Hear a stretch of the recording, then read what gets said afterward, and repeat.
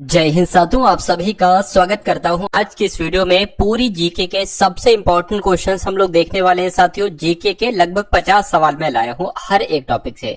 उसके अलावा साथियों 2026 के जो करंट अफेयर के सवाल बनते हैं वो भी साथियों यहां पर मैं आपके लिए लेकर आया हूं, यानी कि जीके जीएस के 50 सवाल होंगे और करंट अफेयर 2026 के भी साथियों 50 सवाल होंगे। इस प्रकार पूरे 100 सवालों को कवर अप करेंगे साथियों आज की इस वीडियो में। तो आज की वीडियो भी साथियों आपके लिए बहुत खास होने वाली है जो लोग यूपी होमगार्ड भर्ती में सिलेक्शन लेना चाहते हैं। चलिए तो बहुत तेजी के साथ इन 100 सवालों को हम लोग कंप्लीट करने की कोशिश करेंगे। पहला सवाल आपके स्क्रीन पर है कि त्वरण का एसआई मात्रक साथियों क्या होता है, तो आप लोग ध्यान रखेंगे मीटर प्रति सेकंड स्क्वायर ये त्वरण का एसआई मात्रक है।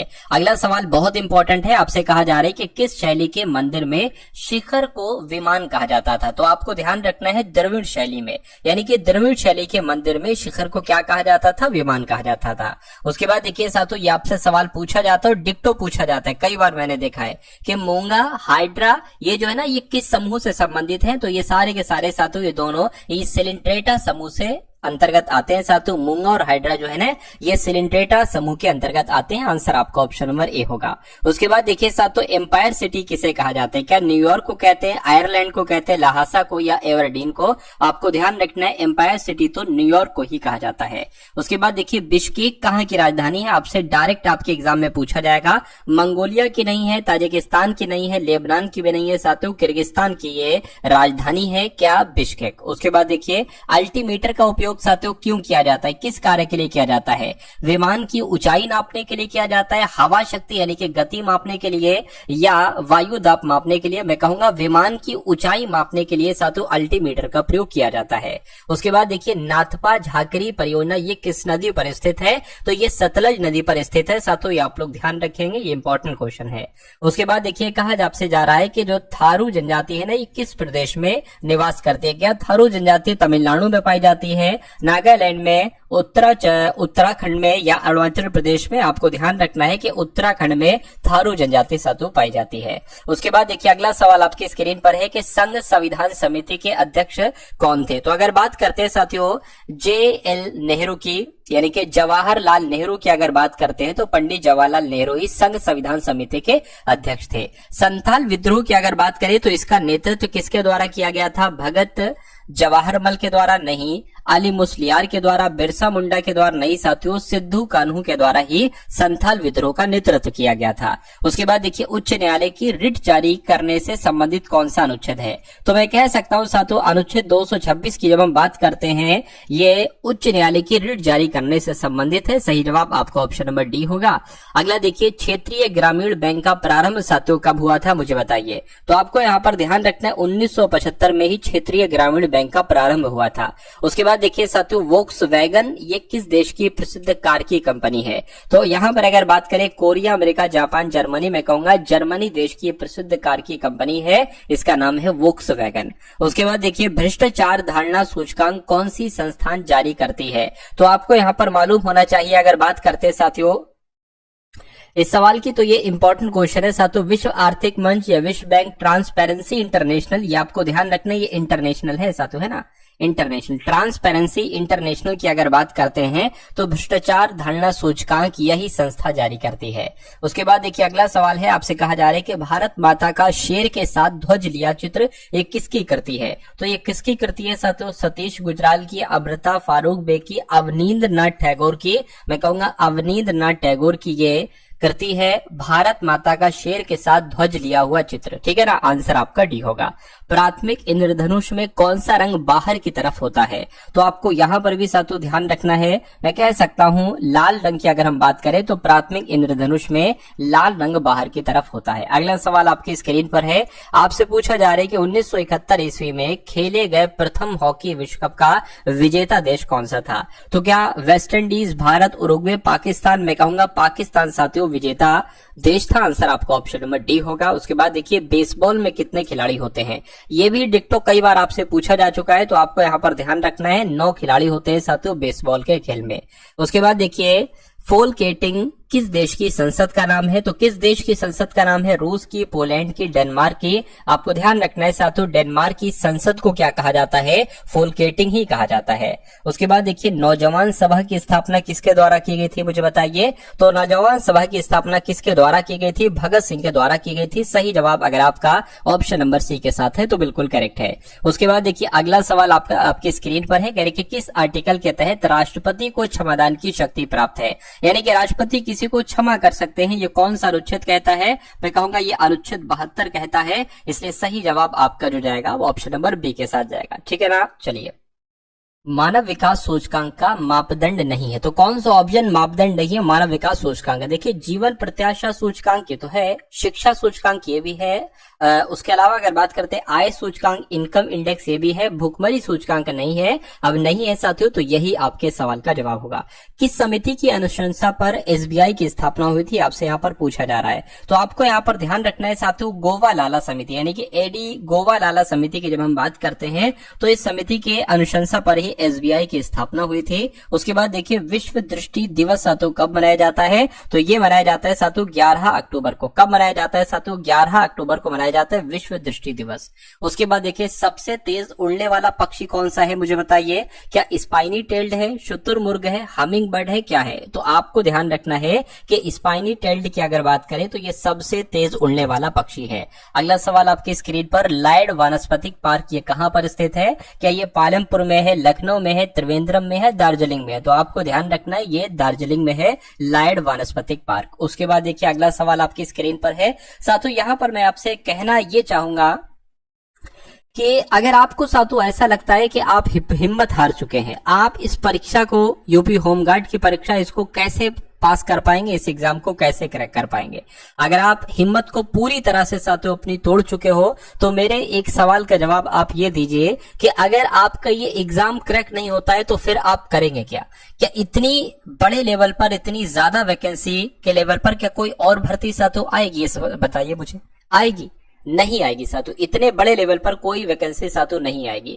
इसके बाद यूपी कांस्टेबल की वैकेंसी लगी है, उसके बाद साथियों फिर कोई भी वैकेंसी नहीं आएगी, ये समझ लीजिएगा। कब तक नहीं आएगी? 1 साल, 2 साल, 3 साल तक तो नहीं आएगी। और क्या आप 1 साल, 2 साल, 3 साल तक ऐसे ही बैठे रहोगे? है ना, ऐसे ही बैठे रहोगे। लेकिन अगर आप इन दो में से कोई वैकेंसी में साथियों सिलेक्ट हो जाते हो, यूपी होमगार्ड की वैकेंसी में सिलेक्ट हो जाते हो, तो ये समझ लीजिए साथियों आपकी पूरी लाइफ कहीं ना कहीं एक तरीके से सेटल हो जाएगी, आसान आपके लिए लाइफ हो जाएगी। क्योंकि मुझे ऐसा लगता है कि इंसान के जीवन की जो सबसे बड़ी कठिनाई है वो, उस कठिनाई का सॉल्यूशन क्या है? उस कठिनाई का सॉल्यूशन पैसा है। यानी कि पैसे की वजह से जो दिक्कत आती है, आप ये खुद से वादा कीजिए कि जो पैसे की वजह से दिक्कत आती है वो दिक्कत कम से कम आपका परिवार सामना ना कर पाए या आप उसका सामना ना कर पाओ। और ये चीज कैसे सॉल्व होगी? जब आपकी कोई ना कोई गवर्नमेंट जॉब लगेगी या यूपी होमगार्ड की जॉब लगेगी, है ना, तो कम से कम जो मेन दिक्कतें हैं वो तो आप पैसे से साथियों दूर कर लेंगे।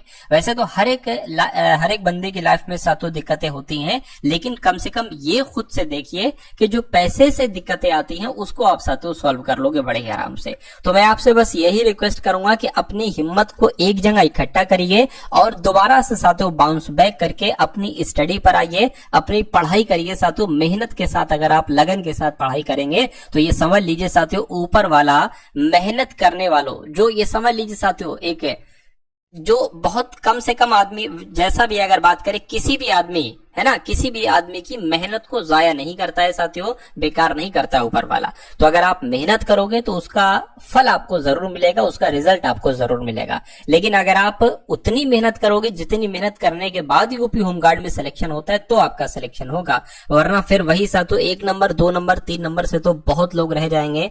तो मेरा यह मानना है कि इतनी मेहनत करिए कि आपका 100% सिलेक्शन हो जाए और कट ऑफ के ऊपर साथियों आपका नंबर आए। मैंने तो टारगेट यही कर रखा है कि 100 में से 85 आपका साथियों स्कोर करवाऊंगा। तो आप अगर चैनल पर अगर आप लोग नए हैं तो चैनल को तुरंत आप लोग सब्सक्राइब करके बेल आइकन पर क्लिक कर लीजिए, क्योंकि ये तभी संभव हो सकता है जब आप सारी क्लासेस को अच्छे तरीके से अटेंड करेंगे। ठीक है ना, आप जो भी पढ़ाई कर रहे हो उसको करते जाइए, मैं नहीं रोकूंगा उसको करने से। लेकिन ये जो क्लास आपकी डेली सुबह 11 बजे मैं कोशिश करूंगा साथियों, हर रोज सुबह 11 बजे आपको एक क्लास दूं, तो ये क्लास आप साथियों जरूर देखा कीजिए। ठीक है ना, चलिए तो साथियों अब बढ़ते इस सवाल की तरफ। आपसे पूछा जा रहा है कि पोलियो वैक्सीन की खोज किसके द्वारा की गई थी? तो इनका नाम जोस ई सॉल्क है और इन्होंने पोलियो वैक्सीन की खोज की थी और जिनका भी आंसर ए है तो बिल्कुल करेक्ट है। उसके बाद देखिए विटामिन B6 का रासायनिक नाम क्या है? तो फाइलोक्विनोन है या कैल्सीफेरॉल है, फॉलिक एसिड है या पायरिडॉक्सिन है? मैं कहूंगा पायरिडॉक्सिन ही विटामिन B6 का रासायनिक नाम है। उसके बाद देखिए कास्ट स्पिरिट किसे कहा जाता है? तो कास्ट स्पिरिट किसे कहा जाता है? एसिटिलीन को, एथिल अल्कोहल को, मीथेन को, मैथिल अल्कोहल को कहा जाता है साथियों कास्ट स्पिरिट। सही जवाब आपका ऑप्शन नंबर डी होगा। सामान्य वार्तालाप में कितने डेसिबल की तीव्रता होती है? तो कितने डेसिबल की तीव्रता होती है? मैं कहूंगा 30 से 60 डेसिबल की तीव्रता होती है जो सामान्य वार्तालाप बातचीत जो की जाती है साथियों, ये बात आप लोग ध्यान रखेंगे। उसके बाद देखिए अगला सवाल है, कह रहे कि पास्कल के नियम पर आधारित कौन सा यंत्र नहीं है, मुझे बताइए। देखिए अगर बात करते हैं हाइड्रोक्लोरिक प्रेस, ये पास्कल के नियम पर आधारित है। हाइड्रोलिक लिफ्ट भी है और हाइड्रोलिक ब्रेक भी है, यानी कि ये सभी साथियों पास्कल के नियम पर आधारित हैं। मस्तिष्क का कौन सा भाग ठंडा और गर्म पहचानने में मदद करता है? तो कौन सा साथियों मुझे बताइए। मैं कहूंगा थैलमस आपके सवाल का जवाब होगा। मस्तिष्क का ये जो थैलमस वाला भाग होता है ये ठंडा और गर्म पहचानने में मदद करता है। इनमें से कौन टूथपेस्ट एवं दवा बनाने में प्रयोग होता है? तो किसकी बात चल रही है साथियों, आपसे पूछा जा रहा है। मैं कहूंगा मैग्नीशियम कार्बोनेट की अगर बात करें तो इनका इस्तेमाल टूथपेस्ट बनाने के लिए किया जाता है और दवा बनाने के लिए किया जाता है। धान में जो खैरा रोग होता है ये किस तत्व की कमी की वजह से होता है? तो ये साथियों आप लोग ध्यान रखेंगे, ये जस्ते यानी कि जिंक की कमी की वजह से होता है। उसके बाद देखिए साथियों अगला सवाल है, चुंबक चुंबकीय पदार्थों में किसके द्वारा चुंबकत्व उत्पन्न कर देता है? तो ये साथियों प्रेरण के द्वारा है ना, आपको ध्यान रखना है। यहाँ पर एक खाली जगह है, चुंबक चुंबकीय पदार्थों में प्रेरण के द्वारा, यहाँ पर खाली जगह होगी, प्रेरण के द्वारा चुंबकत्व उत्पन्न कर देता है। उसके बाद देखिए इनमें से कौन ऋजुकारी के रूप में प्रयुक्त होता है, आपसे पूछा जा रहा है, मुझे बताइए। तो मैं कहूंगा साथियों डायोड वाल्व की अगर हम बात करें तो ये ऋजुकारी के रूप में ही प्रयुक्त होता है। उसके बाद देखिए हरा कसीस का रासायनिक नाम क्या है? तो हरे कसीस का रासायनिक नाम आपसे पूछा जा रहा है फेरस सल्फेट जो है ना, फेरस सल्फेट ही साथियों हरे कसीस का रासायनिक नाम है।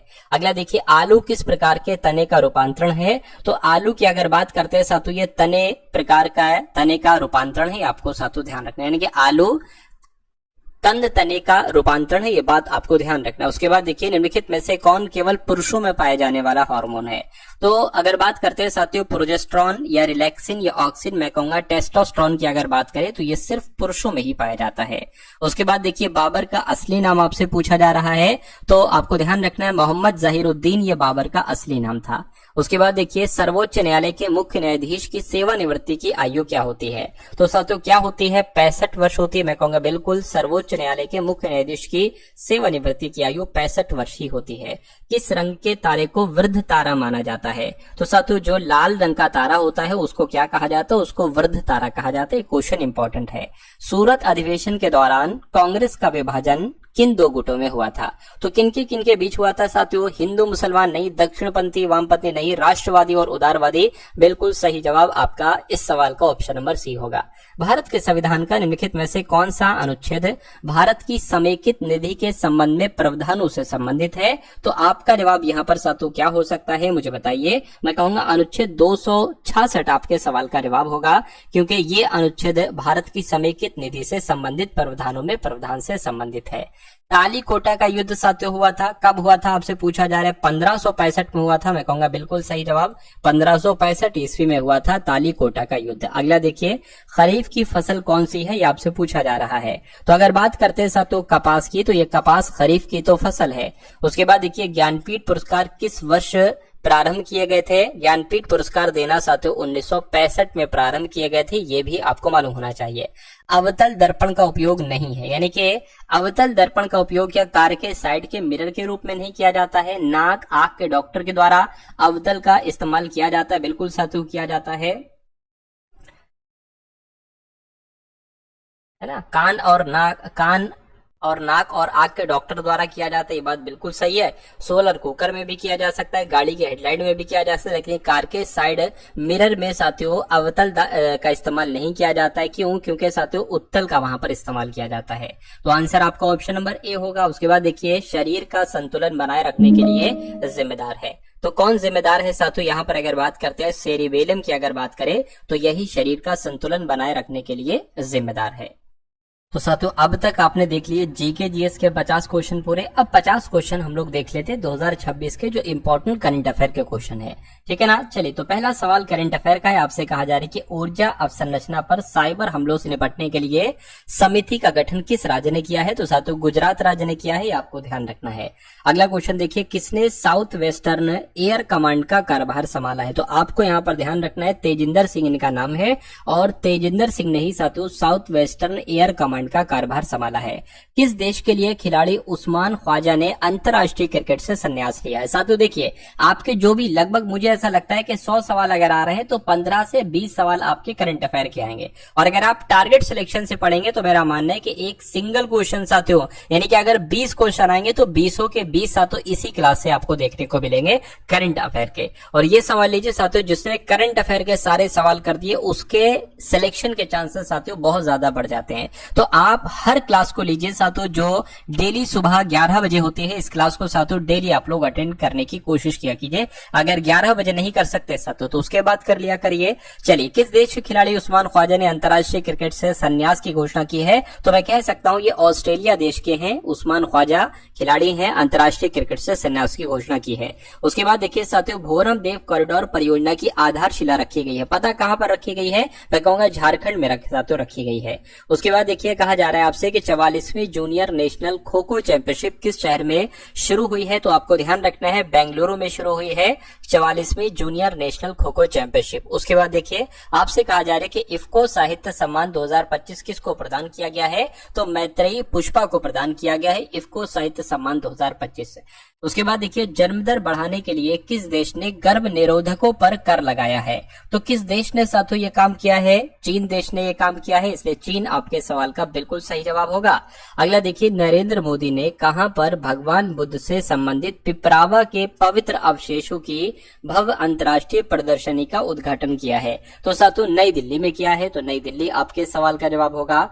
उसके बाद देखिए, किसने क्रिप्टो करेंसी माइनिंग और ट्रेडिंग को कानूनी मान्यता दे दी है। तो मैं कह सकता हूं साथियों ये काम तुर्कमेनिस्तान देश ने किया है, कि तुर्कमेनिस्तान देश ने क्या किया है, क्रिप्टो करेंसी माइनिंग और ट्रेडिंग को कानूनी मान्यता दे दी है तुर्कमेनिस्तान देश ने। उसके बाद देखिए, किस मंत्रालय ने अपना नया लोगो जारी किया है। साथियों यहाँ पर आपसे एक रिक्वेस्ट मैं करना चाहूंगा कि अगर आपने क्लास को लाइक नहीं किया तो क्लास को लाइक कर दीजिए और कमेंट सेक्शन में साथियों एक जय हिंद का कमेंट आप लोग जरूर कर दिया करिए, बिना कहे साथियों जय हिंद का कमेंट जरूर कर दिया करिए। और साथियों कुछ मोटिवेशनल क्वेट आप लिख सकते हैं साथियों, मोटिवेशनल लाइन अगर आप लिख सकते हो तो वो लिख दिया करिए डेली बिना कहे, क्योंकि और बच्चे साथियों आपकी वो लाइन को देखकर हो सकता है मोटिवेट हो जाए अगर आपकी लाइन अच्छी होगी। चलिए तो डेली साथियों नई नई लाइंस, ऐसी मोटिवेशनल लाइंस लिखने की पूरी कोशिश आप लोग किया करिए। इस सवाल की अगर बात करें तो आपको ध्यान रखना है कि अपना नया लोगो जो जारी किया है वो सांख्यिकी मंत्रालय के द्वारा किया गया है। किस राज्य सरकार ने सरकारी कर्मचारियों को उनके अंतिम मूल वेतन का 50% देने की गारंटी की है। तो मैं कह सकता हूं साथियों कर्नाटक ने नहीं, तमिलनाडु आपके सवाल का जवाब होगा। यानी कि तमिलनाडु राज्य सरकार ने सरकारी कर्मचारियों को उनके अंतिम मूल वेतन का 50% देने की गारंटी दी है। उसके बाद देखिए, हुंडई मोटर इंडिया ने किसे अपना एमडी और सीईओ नियुक्त किया, यानी कि मैनेजिंग डायरेक्टर और चीफ एग्जीक्यूटिव ऑफिसर किसको नियुक्त किया है, तरुण गर्ग को नियुक्त किया है। सही जवाब आपका ऑप्शन नंबर बी होगा। विश्व अंतर्मुखी दिवस साथियों कब मनाया जाता है। तो विश्व अंतर्मुखी दिवस ये कब मनाया जाता है, ये 2 जनवरी को मनाया जाता है। राइट आंसर आपका ऑप्शन नंबर बी होगा। हाल ही में अपने सभी शहरी नगर निगमों में 100% स्मार्ट ग्रिड कवरेज हासिल करने वाला पहला बड़ा राज्य कौन बन चुका है। तो उत्तर प्रदेश बन चुका है अपना। उत्तर प्रदेश आपके सवाल का साथियों बिल्कुल सही जवाब हो जाएगा। उसके बाद देखिए, किसे भारतीय महिला हॉकी टीम का कोच नियुक्त किया गया है।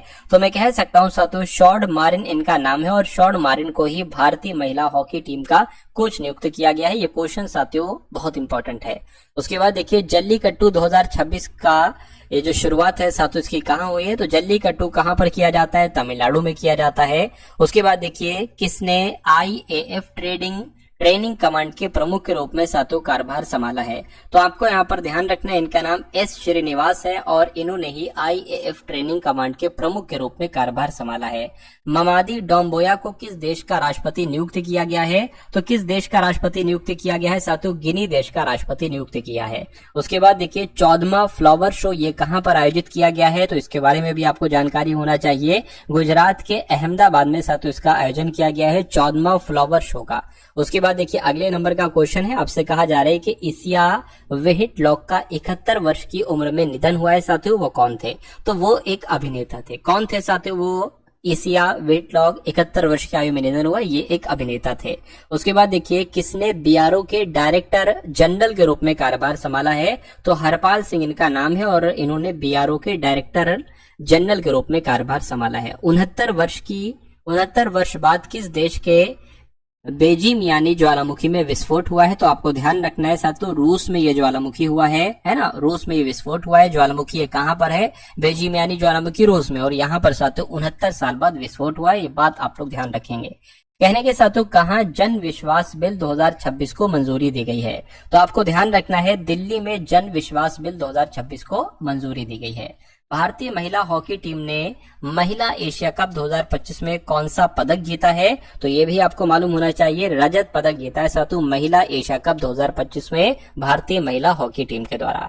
उसके बाद देखिए 8वां राज्य वेतन आयोग बनाने वाला भारत का पहला राज्य साथियों कौन सा बन चुका है? तो असम राज्य बन चुका है। असम आपके इस क्वेश्चन का बिल्कुल सही जवाब हो जाएगा। नेक्स्ट नंबर का क्वेश्चन आपके स्क्रीन पर है, देखिए इस सवाल को आपसे कहा जा रहा है कि कुशावती किस राज्य का तीसरा जिला बना है? तो मैं कह सकता हूं साथियों गोवा का तीसरा जिला बना है। कुशावती किस राज्य का तीसरा जिला बना है? तो गोवा राज्य का। अगला देखिए भारत और किस देश ने काउंसलर समझौते के तहत कैदियों की लिस्ट का आदान प्रदान किया है? तो भारत और पाकिस्तान देश की अगर बात करें, भारत और पाकिस्तान देश ने काउंसलर समझौते के तहत कैदियों की लिस्ट का आदान प्रदान किया है। उसके बाद देखिए साथियों अगला सवाल है, किस राज्य में इमैनू इराप्ता त्योहार मनाया गया? तो ये त्योहार की अगर बात करते हैं साथियों आपको ध्यान रखना है, क्वेश्चन इंपॉर्टेंट है, ये त्योहार मणिपुर में मनाया गया है, इमैनू इराप्ता त्योहार। उसके बाद देखिए वैश्विक परिवार दिवस साथियों कब मनाया जाता है? तो वैश्विक परिवार दिवस कब मनाया जाता है? मैं कहूंगा 1 जनवरी को ही वैश्विक परिवार दिवस मनाया जाता है। अगले नंबर का क्वेश्चन आपकी स्क्रीन पर है, 20 सवाल और बाकी हैं साथियों। रूस ने कहा परमाणु क्षमता से लैस ऑर्निक मिसाइल प्रणाली तैनात की है? तो यहाँ पर अगर बात करते हैं साथियों आपको ध्यान रखना है, बेलारूस आपका जवाब होगा, यानी कि रूस ने बेलारूस में परमाणु क्षमता से लैस ऑर्निक मिसाइल प्रणाली तैनात की है। अगला देखिए हुंडई मोटर इंडिया ने किसे अपना एमडी और सीईओ नियुक्त किया है? तो साथियों तरुण गर्ग को किया है हुंडई मोटर इंडिया ने अपना एमडी और सीईओ। किसने देश भर में वॉइस ओवर वाईफाई शुरू करने की घोषणा की है? तो VI एयरटेल BSNL, आपको ध्यान रखना है साथियों BSNL ने वॉइस ओवर वाईफाई शुरू करने की घोषणा की है। भारतीय वायुसेना के vice chief of air staff का पद किसने संभाला है? तो साथियों ये पद किसने संभाला है? मैं कहूंगा नागेश कपूर ने ही भारतीय वायुसेना के vice chief of air staff का पद संभाला है। किसने यूरो को अपनी आधिकारिक मुद्रा के रूप में स्वीकार किया है? आपसे पूछा जा रहा है, मैं कह सकता हूं पोलैंड ने नहीं, यूक्रेन रोमानिया नहीं साथियों, बुल्गारिया आपका जवाब होगा, यानी कि बुल्गारिया देश ने यूरो को अपनी आधिकारिक मुद्रा के रूप में स्वीकार किया है। उसके बाद देखिए हाल ही में देश की पहली वंदे भारत स्लीपर ट्रेन गुवाहाटी और किस शहर के बीच चलेगी? तो आपको याद रखना है साथियों कि वंदे भारत स्लीपर ट्रेन गुवाहाटी और किसके बीच चलेगी? तो गुवाहाटी और कोलकाता के बीच चलेगी। सही जवाब आपको ऑप्शन नंबर बी होगा। 1 जनवरी 2026 को डीआरडीओ का कौन सा स्थापना दिवस मनाया गया है? साथियों 62वां तो नहीं, 68वां स्थापना दिवस मनाया गया है 1 जनवरी 2026 को डीआरडीओ का। अगला क्वेश्चन देखिए, न्यूयॉर्क शहर के मेयर के रूप में शपथ ग्रहण की है? पता किसने शपथ ग्रहण की है साथियों? जोहरान ममदानी ने शपथ ग्रहण की है न्यूयॉर्क शहर के मेयर के रूप में। उसके बाद देखिए कहा आपसे जा रहा है कि कहा लुप्त प्राय पक्षी प्रजातियों के संरक्षण के लिए एक नई परियोजना को मंजूरी दी गई है? तो नई दिल्ली आपके इस क्वेश्चन का आंसर होगा, क्योंकि नई दिल्ली में ही लुप्त प्राय पक्षी प्रजातियों के संरक्षण के लिए एक परियोजना को मंजूरी दी गई है। उसके बाद देखिए डीआरडीओ ने प्रलय मिसाइल का सफल परीक्षण साथियों कहां किया है? एक बार कमेंट सेक्शन में साथियों आप डीआरडीओ की फुल फॉर्म के बारे में मुझे बताइएगा, है ना। तो मैं कहूंगा साथियों डीआरडीओ ने प्रलय मिसाइल का सफलतापूर्वक परीक्षण ओडिशा में किया है। उसके बाद देखिए YJ-20 नामक हाइपरसोनिक एंटी शिप मिसाइल को किस देश ने विकसित किया है? तो साथियों चीन देश ने विकसित किया है। सही जवाब आपका ऑप्शन नंबर ए होगा। उसके बाद देखिए किस राज्य में गान नगे त्योहार मनाया गया है? तो गान नगे त्योहार साथियों ये तो मणिपुर में मनाया गया है। मणिपुर आपके इस क्वेश्चन का आंसर होगा। अगला देखिए भारत और किस देश ने अपने परमाणु प्रतिष्ठानों और सुविधाओं की सूची का आदान प्रदान किया है? तो आपको ध्यान रखना है, अभी मैंने आपको बताया। देखिए अगर कुछ क्वेश्चंस रिपीट हो रहे हैं तो इसमें कोई टेंशन लेने वाली बात नहीं है। ये एक अच्छी बात है कि अभी 10 क्वेश्चन पहले आपने जो क्वेश्चन देखा वो दोबारा से क्वेश्चन अगर आपके सामने आ जाए तो क्या आप उसका उत्तर खुद से देने के लिए तैयार हो या नहीं तैयार हो? और एक अच्छी बात यह भी है कि आपका रिवीजन हो जाता है ना। लेकिन ये गलती की वजह से हुआ है, टाइपिस्ट की गलती की वजह से हुआ है। लेकिन ये टाइपिस्ट की गलती आप अपने लिए एक बेनिफिट के रूप में लीजिए। ये नुकसान वाली चीज नहीं है कि अगर क्वेश्चन रिपीट हो रहे हैं तो आप इरिटेट हो जाए। इरिटेट होने वाली कोई बात नहीं है, एक अच्छी बात है। अगला देखिए इजराइल का 2026 का शांति पुरस्कार साथियों किसको मिलेगा? तो किसको मिलेगा साथियों? डोनाल्ड ट्रंप को मिल चुका है। राइट आंसर आपका ऑप्शन नंबर ए है। अगला क्वेश्चन देखिए अजय सिंघल को किस राज्य का नया डीजीपी नियुक्त किया गया है? तो मैं कहूंगा हरियाणा का नया डीजीपी किसको नियुक्त किया गया है? अजय सिंघल को नियुक्त किया गया है। पारंपरिक डाक सेवा को बंद करने वाला पहला देश कौन सा बन चुका है? तो डेनमार्क जो है ना, इसने पारंपरिक डाक सेवा को बंद कर दिया और यह पहला देश बन चुका है। साउथ पोल तक स्कीइंग करने वाली सबसे कम उम्र की भारतीय महिला कौन बनी? इनका नाम क्या है? तो इनका नाम काम्या कार्तिकेयन है। सही जवाब आपका सी होगा और यह क्वेश्चन वाकई में बहुत इंपॉर्टेंट है। उसके बाद देखिए अगला सवाल आपके स्क्रीन पर, किसे एनआईए प्रमुख का अतिरिक्त प्रभार मिला है? तो किसको मिला है साथियों? राकेश अग्रवाल को मिला है। राइट आंसर आपका भी होगा। किसे बिहार कर्मचारी चयन आयोग का अध्यक्ष बनाया गया है? तो इनका नाम साथियों आलोक राज है और आलोक राज को ही बिहार कर्मचारी चयन आयोग का अध्यक्ष बनाया गया है। साउथ पोल तक स्कीइंग करने वाली सबसे कम उम्र की भारतीय महिला कौन बनी? तो अभी मैंने आपको बताया था, अगर आपने आंसर काम्या कार्तिकेयन लगाया है तो आपका जवाब बिल्कुल सही है और आपका माइंड भी बहुत अच्छा है साथियों। अभी जो सवाल मैंने आपको बताया और वो आपका राइट आंसर हो गया। और उसके बाद देखिए अगला सवाल है, हाल ही में किसे एनआईए प्रमुख का अतिरिक्त प्रभार मिला है? तो राकेश अग्रवाल मैंने आपको अभी बताया था। तो कुल मिला के अगर बात करते हैं साथियों, ये पूरे के पूरे 100 क्वेश्चन आप लोगों ने यहाँ पर देखे। उसके अलावा अगर साथियों ये एनआईए के बारे में मैं आपको बताऊं तो इसको हिंदी में कहते हैं राष्ट्रीय जांच एजेंसी, यानी कि नेशनल इन्वेस्टिगेशन एजेंसी इसको हम लोग कह सकते हैं। तो इसका अतिरिक्त प्रभार जो दिया गया है वो राकेश अग्रवाल को दिया गया है। तो कुल मिला के अगर बात करते हैं साथियों ये क्लास आपको कैसी लगी एक बार कमेंट सेक्शन में आप लोग जरूर बताइएगा। देखिए अभी तक मैंने आपके लिए जितनी भी क्लासेस तैयार किए हैं उन सब का लिंक मैंने डिस्क्रिप्शन में दे रखा है, यानी कि यूपी होमगार्ड ऑल क्लासेस का लिंक आपको डिस्क्रिप्शन में मिल जाएगा। वहां पर जब आप लोग क्लिक करेंगे तो आपके सामने वीडियोस हमारी आ जाएंगी अभी तक जो मैं तैयार कर चुका हूं। डेली आप 2 वीडियो देख सकते हो, डेली आप 3-3, 4-4 वीडियो करके उस पूरी प्लेलिस्ट को अगर आप खत्म कर लेंगे तो मैं कहूंगा साथियों आपकी बुनियाद बहुत मजबूत हो जाएगी, यानी कि जीके की आपकी पूरी बुनियाद बहुत शानदार, बहुत मजबूत हो जाएगी। और जब बुनियाद मजबूत हो जाती है तो मेरा मानना है कि आपके लिए वो एग्जाम आप पास करना साथियों बहुत आसान हो जाता है। तो सबसे पहला काम तो यही करिए कि उस पूरी प्लेलिस्ट की 2-2, 4-4 वीडियो डेली आप लोग डबल स्पीड में देखकर अपनी तैयारी को पक्का कर लीजिए। और जो अब मैं डेली आपको सुबह 11 बजे क्लास दे रहा हूं साथियों, लगभग 20, 22, 23 मिनट की होती है। इसमें पूरे 100 क्वेश्चंस होते हैं, है ना, कवर अप करते हैं साथियों पूरी जीके को, करंट अफेयर को। जय हिंद का कमेंट कर दीजिएगा, वीडियो को लाइक कर दीजिएगा, वीडियो को जो ग्रुप्स आपके पास हैं उन ग्रुप्स में भी इस वीडियो को आप लोग जरूर शेयर कर दीजिएगा। तो मिलते हैं हम सभी लोग आने वाली वीडियो में। जय हिंद साथियों।